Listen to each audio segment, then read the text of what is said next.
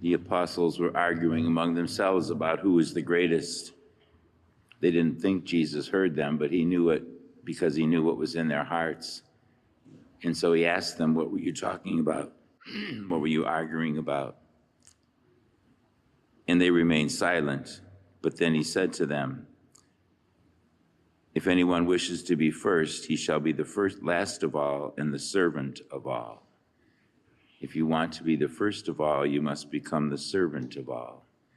Reminds me of the title for the Pope in the Church, Servus Servorum Dei, the servant of the servants of God. And so we are the servants of God. The Pope is a servant of us, for us.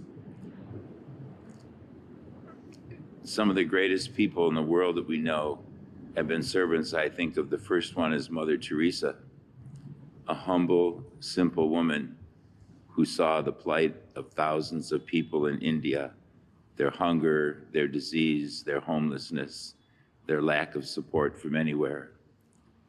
And she rolls up her sleeves and begins to help them one by one. Eventually, she becomes one of the greatest in the eyes of the world. Everyone has acknowledged Mother Teresa for the great good that she has done to the poor in India, and not only there, in many other parts of the world through the religious order that she founded. But she did just what the gospel says tonight. She thought only of others, of love of God and love of others. In taking the child, Jesus places them in the front of them and putting his arms around the child. He says, whoever receives one such child as this in my name receives me.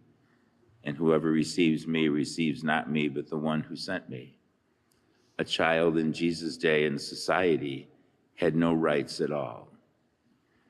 In our society, a child even has less because he does not even have the right to life until the child is born from its mother's womb. And that's the saddest thing in our country today, that a child doesn't have the right to life. Whatever we do to a child, we do to Christ, he says in the gospel. Something for us to profoundly think about as we approach the month of October, which is Right to Life Month. We need to pray and we need to work that that law will change. The Lord reminds us that being of service is the most important thing.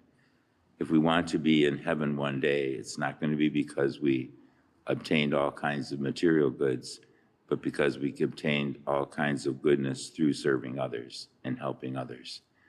Whatever we do to another, we do to Christ.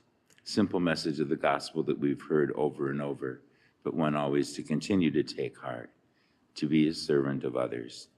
If we do, we will receive great benefit, not only here, but in the life to come.